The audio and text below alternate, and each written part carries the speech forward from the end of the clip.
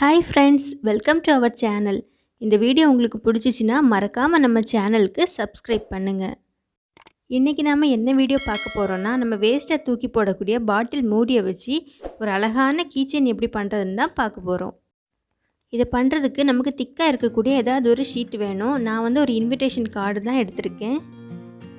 நம்ம எடுத்து வச்சுருக்கக்கூடிய அந்த ஷீட்டில் ஒரு ரவுண்ட் ஷேப் நம்ம வரைஞ்சிக்கணும். ரவுண்ட் ஷேப் வரைகிறதுக்கு நான் இந்த மூடியை எடுத்திருக்கேன். உங்கள்கிட்ட என்ன இருக்கோ அதை வச்சு நீங்கள் வரைஞ்சிக்கலாம். வரைஞ்சதுக்கப்புறம் அதை அப்படியே அந்த ரவுண்ட் ஷேப்பில் நம்ம கட் பண்ணி எடுத்துடலாம்.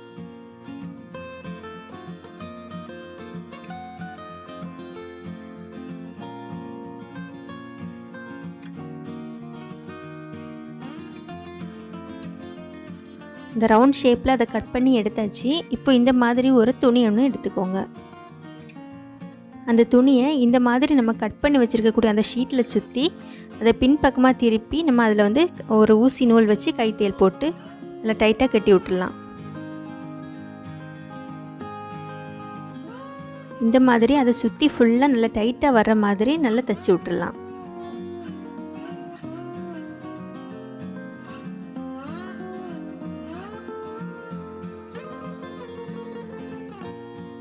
தச்சு முடிச்சதுக்கப்புறம் நமக்கு மீதி இருக்கக்கூடிய துணியை ஃபுல்லாக கட் பண்ணி எடுத்துடலாம்.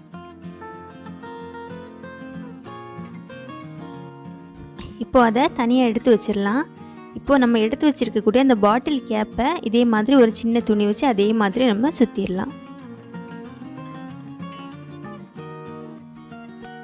இதையும் நம்ம அதுக்கு தைச்சது மாதிரி ஊசி நூல் வச்சு இதையும் அதே மாதிரி நல்லா டைட்டாக தைச்சி வச்சிடலாம்.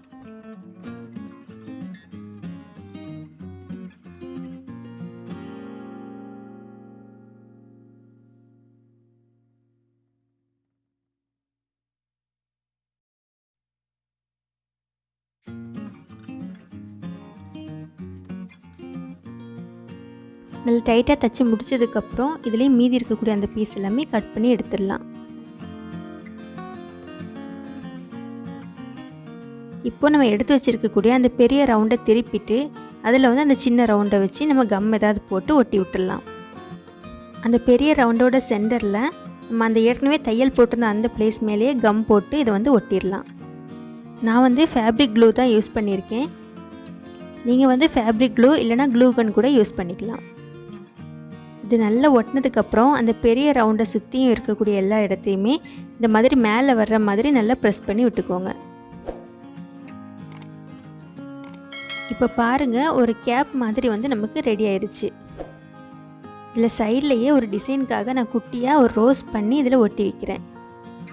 அந்த ரோஸ் எப்படி பண்ணணுங்கிற வீடியோ நான் அடுத்தடுத்த வீடியோவில் உங்களுக்கு போஸ்ட் பண்ணுறேன். அந்த வீடியோஸ்லாம் நீங்கள் பார்க்கணுன்னா மறக்காமல் நம்ம சேனலுக்கு சப்ஸ்கிரைப் பண்ணி வச்சுக்கோங்க.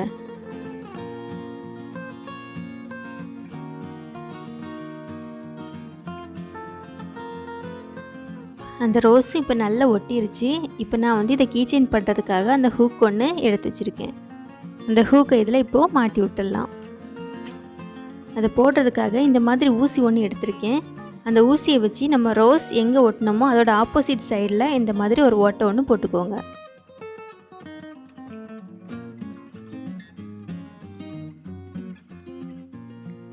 அந்த ஓட்டையை இந்த மாதிரி ஒரு ஊசி வச்சு கொஞ்சம் பெருசு பண்ணி விட்டுக்கோங்க. இப்போ அந்த கீச்செயின் ஹூக்கை இதில் மாட்டிடலாம்.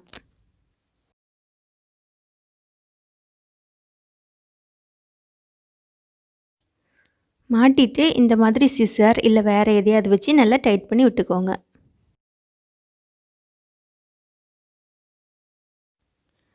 ஓகே, நம்மளோட கீச்செயின் இப்போது அழகாக ரெடி ஆயிருச்சு. இது கீச்செயினாக மட்டும் இல்லாமல் நம்ம சின்ன பேபி டால்லாம் இருந்துச்சுன்னா அதோட கேப்பாகவும் யூஸ் பண்ணிக்கலாம். குழந்தைங்களுக்கெல்லாம் நீங்கள் இந்த மாதிரி பண்ணி கொடுத்தீங்கன்னா ரொம்ப சந்தோஷப்படுவாங்க.